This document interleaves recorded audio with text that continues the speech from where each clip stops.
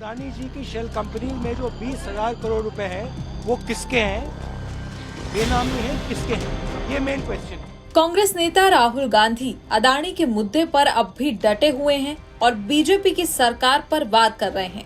इस बीच राहुल ने इस मुद्दे पर नया ट्वीट करके 5 बड़े नेताओं को लपेटा है।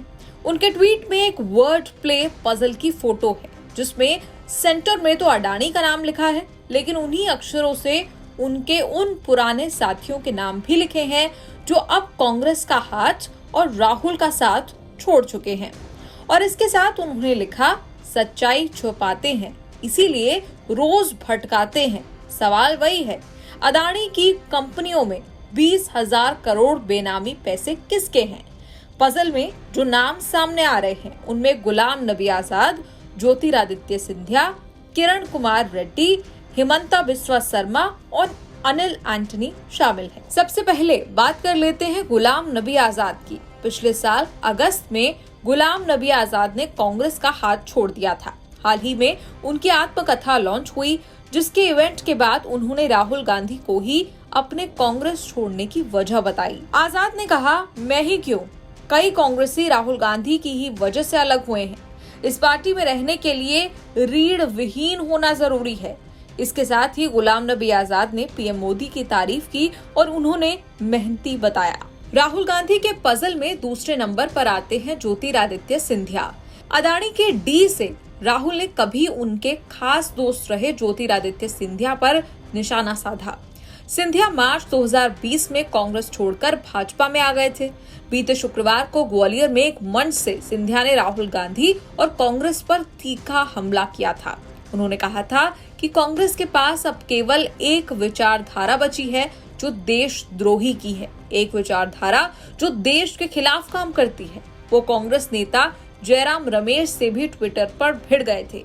इन बयानों के बाद अब राहुल गांधी ने उन पर ट्वीट के जरिए निशाना साधा। तीसरे नंबर पर आते हैं किरण कुमार रेड्डी। आंध्र प्रदेश के पूर्व सीएम किरण कुमार रेड्डी ने शुक्रवार को बीजेपी का दामन थाम लिया है। किरण रेड्डी ने कुछ दिन पहले ही कांग्रेस से इस्तीफा दिया था। उन्होंने कहा, मैंने कभी नहीं सोचा था कि मुझे कभी कांग्रेस छोड़नी पड़ेगी। बहुत पुराना मेरा कांग्रेस से रिश्ता रहा है। पार्टी नेतृत्व की गलत नीतियों की वजह से पार्टी लगातार गर्त में जा रही है। कार्यकर्ताओं की सुनवाई नहीं होती और ये सिर्फ एक प्रदेश की कहानी नहीं, पूरे देश में पार्टी की कहानी है। बीजेपी शामिल होने बाद किरण रेड्डी राहुल के निशाने पर आ गए। चौथे नंबर पर आते हैं हिमंता बिस्वा शर्मा।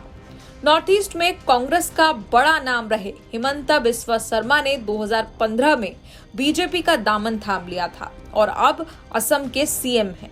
वो राहुल गांधी पर निशाना साधने का कोई मौका नहीं छोड़ते। उन्होंने अभी हाल ही में राहुल गांधी पर निशाना साधा और कहा कि उनके लिए किसी के पास समय नहीं है। इसीलिए राहुल गांधी ने अपने ट्वीट पजल में हिमंता का नाम भी ऐड किया है। राहुल गांधी के ट्वीट पजल में 5वें नंबर पर आते हैं पूर्व रक्षा मंत्री ए.के. एंटनी के बेटे अनिल एंटनी। पजल में राहुल गांधी ने अदानी से आई लेकर अनिल लिखा है। अनिल एंटनी ने कुछ दिन पहले ही हाथ जोड़कर कमल का दामन थामा है। पीएम नरेंद्र मोदी पर विवादास्पद बीबीसी डॉक्यूमेंट्री की आलोचना करने वाले उनके ट्वीट के बाद जनवरी में उन्होंने कांग्रेस पार्टी से इस्तीफा दिया था।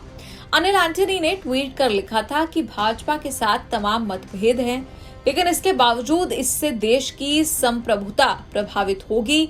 अनिल एंटनी के इस ट्वीट के बाद कांग्रेस में हड़कंप मच गया था। पीएम मोदी को घेरने में जुटी कांग्रेस के नेता अनिल पर ये ट्वीट डिलीट करने के लिए दबाव बना रहे थे, तभी उन्होंने कांग्रेस से ही इस्तीफा दे दिया था। इसके बाद अब वो बीजेपी में शामिल हो गए हैं। इसी को लेकर राहुल गांधी ने अनिल एंटनी पर निशाना साधा है। राहुल गांधी के ट्वीट पर पलटवार करते हुए अनिल एंटनी ने लिखा है, वरिष्ठ नेताओं के साथ मेरा नाम लिखने पर मैं खुश हूँ। आपने जो नाम लिखे हैं वो गद्दारों के नहीं हैं। ये परिवार के लिए नहीं बल्कि देश के लिए काम करने वालों के नाम हैं। राहुल गांधी इन दिनों उद्योगपति गौतम अदानी को लेकर 20,000 करोड़ का मुद्दा उठा रहे हैं। लगातार सवाल पूछ रहे हैं कि अदानी की कंपनियों में 20,000 करोड़ बेनामी रकम किसकी है। 20,000 करोड़ रुपए जो शेल कंपनीज में है, ठीक है, अदानी जी की शेल कंपनी में जो 20,000 करोड़ रुपए हैं वो किसके हैं, बेनामी है, किसके हैं, ये मेन क्वेश्चन है। कुल मिलाकर राहुल गांधी ने अदानी की कंपनियों में 20,000 करोड़ की रकम को लेकर 5 बड़े नेताओं को लपेटा है। देखना होगा आने वाले दिनों में इस पर सियासत आगे कहां तक जाती है। न्यूज़ तक ब्यूरो।